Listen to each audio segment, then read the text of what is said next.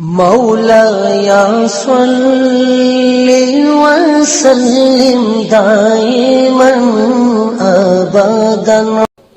میں ایک سادی سی بات کرتا ہوں، اتنے لوگ جتنے لوگ یہاں بیٹھے ہیں اگر کسی دنیا دار کے ڈیرے پہ چلے جائیں اور اس سے کوئی چیز طلب کریں اور وہ دینے کی استطاعت رکھتا ہو تو وہ کیا خالی لٹائے گا؟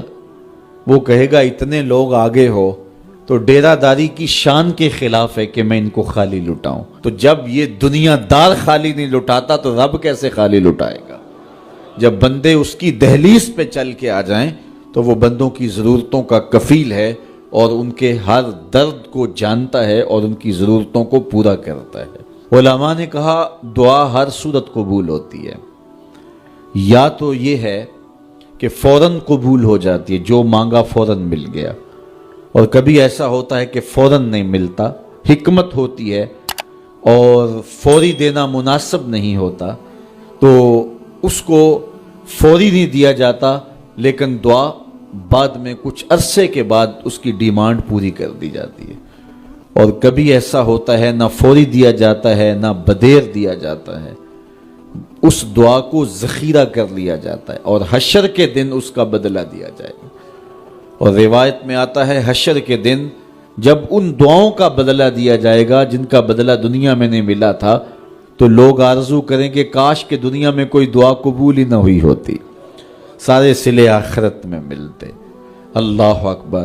کبھی ایسا ہوتا ہے جو مانگا جاتا ہے وہ نہیں دیا جاتا، اس کے بدلے میں کچھ اور چیز دے دی جاتی ہے جو اس کی ضرورت ہوتی ہے اور جو اس کے لیے مناسب ہوتی ہے۔ وہ کچھ اور مانگ رہا ہوتا ہے لیکن اللہ اپنی حکمت کے تحت اسے کچھ اور عطا کر دیتا ہے۔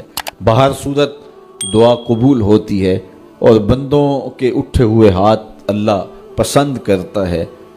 آج یہ بھی بحث چلتی ہے نہیں مانگنا چاہیے، فلاں وقت میں نہیں مانگنا چاہیے، تو وہ کہتا ہے مجھ سے مانگو جب بھی مانگو، میرا دست کرم تمہیں دینے پہ آمادہ ہے۔ اور اگر کوئی نہیں مانگتا تو فرمایا کل ما یابو بکم ربی لولا دعاؤکم، اے محبوب فرما دو اگر یہ نہیں مانگیں گے تو اللہ بھی پرواہ نہیں کرے گا۔ مانگنا تمہاری ضرورت ہے، اگر تم مانگتے رہو گے تمہاری جھولیاں بھرتا رہے گا، اور اگر تمہیں اسے نہیں پکارو گے تو وہ بھی تمہاری پرواہ نہیں کرے گا۔ تو اس کے حضور دعائیں مانگو، اپنی آرزویں پیش کرو، اپنی تمنائیں اس کے حضور پیش کرو۔ اچھا دنیا داروں سے مانگیں تو اپنے لیے مانگتے ہیں، لیکن اللہ سے مانگو تو اپنے لیے بھی مانگو، اوروں کے لیے بھی مانگو۔ وہ کریم ہے، وہ دیتا ہے اور خوش ہو کے دیتا ہے، تو اس سے مانگو، اس سے جھولی پھیلاؤ۔ اللہ سے راز و نیاز کی باتیں، جو باتیں بندہ کسی سے نہیں کر سکتا وہ اپنے رب سے ڈائریکٹ کرتا ہے، اپنے دل کے سارے دکھڑے اپنے رب کی دہلیز پہ رکھتا ہے اور اپنی ساری ضرورتیں مالک کی چوکھٹ پہ رکھ دیتا ہے، اور اس سے مانگتے ہوئے بندے کو شرم نہیں آتی، حیا نہیں آتا، بلکہ اس سے مانگتے ہوئے فخر محسوس ہو رہا ہوتا ہے کہ میں اپنے رب سے مانگ رہا ہوں۔